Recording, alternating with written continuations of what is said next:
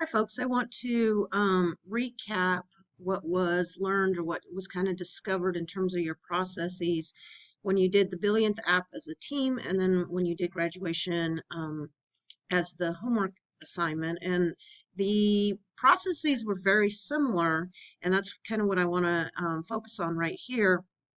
In most cases, not every case, but the first thing that we did uh, was that we found some sort of uh, so you either so you find or calculate some sort of rate of change or rate of downloads.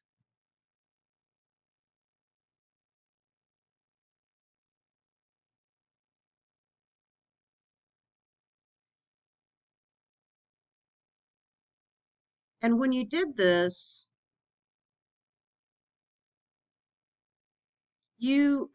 most teams kind of figured out either by looking at the video or by looking at the screenshots, you figured out how many downloads occurred in 1 minute. And you got somewhere around about 34,000 downloads each minute. So in that case, so just keep that in mind. We had something that had, and notice that we had the time if you looked at the video, it was in seconds. If you were looking at the screenshots, it was in minutes. So that's why I didn't use a units here. And then our output was the number of downloads. And for Billionth app, what we were trying to find out is we were trying to find the time. So we needed to find the input.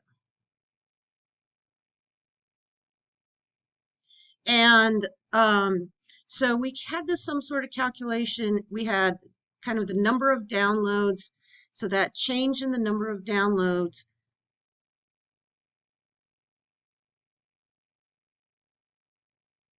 divided by the time, the change in time. So again, if you looked at the screenshots, you looked at maybe the 1 minute ones or the 2 minute ones. And if you looked at the video was 9 seconds long. So you found out how many downloads happened in those 9 seconds. So that was the change in the time. So that was the first thing, or most likely the first thing that you did. The second thing that we did was we needed to find out how many downloads we still had to go to get to 25 billion. All right, so we found or calculated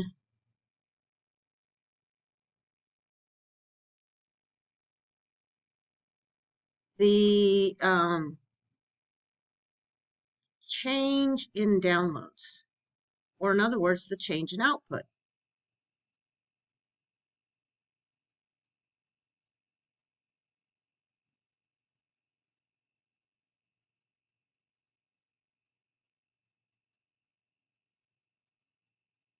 And we did this through a subtraction problem. And we can think back to that's what we did in our homework initially, where we took the ending number minus the beginning number, but we did that through subtraction. And the next thing you did is you found the time. And we did that by a division problem. You took however many downloads you had and you divided it by that rate to find out your time. So we found or calculated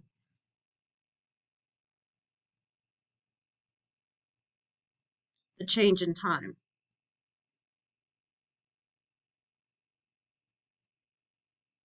And keep in mind that the change in time is our change in input. And again, we did that by a division problem. And then in order to find out what time this actually occurred or what our new time value was or our new date value, so that's our new input, we took our answer from number 3 and added that to the February date. Okay, so we did this by addition. So that completed our process for Billionth app to find out what that new input value was. in a similar process, but just slightly different process in the graduation, we again were finding time, but this time time was actually our output because we needed to know how long it was going to take, that we could take this nap based on how many students were being called. So we're actually trying to find the output this time.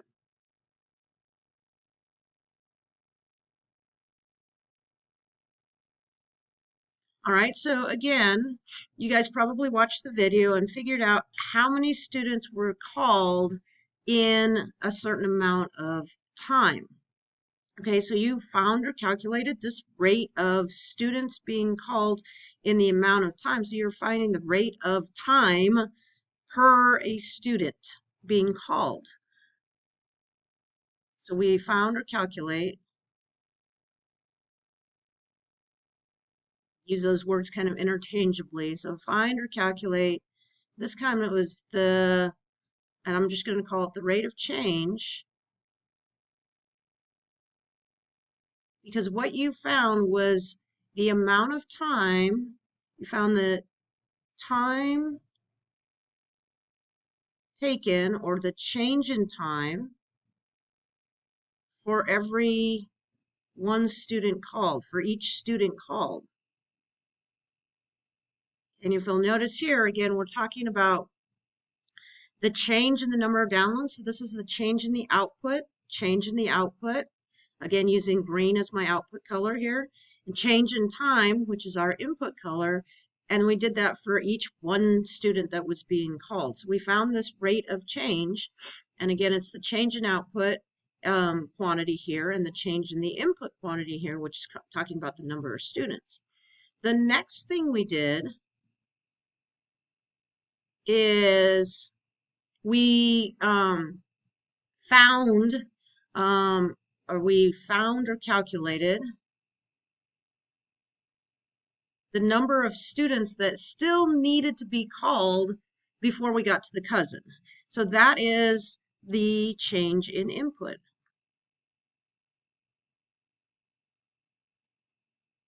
Okay, so that's the change in input, also known as the change in the number of students. And most likely you counted those down the PDF file. But if we think about it, if we knew what student we ended on, knew what student was going to be called, we could subtract those as well and find out the number of students that were left to be called before we had to wake up for the cousin's graduation. So we did that by subtraction. Okay, notice step number two were both done by subtraction. Now the difference here in our process is step number 3. Now we're going to find that length of time. So that again, time is our output here. So we're going to find that length of time that is needed. So that length of time is the change in time, which is the change in output.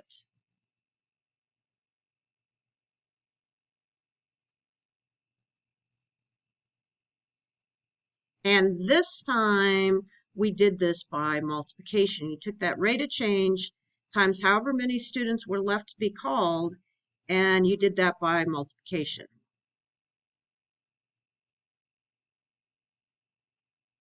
Okay, now, had the question said, and I think that's probably where you left off because that told you how long you could nap for, but if the question went on to ask you what time do you have to wake up, that new output time would tell you would add again.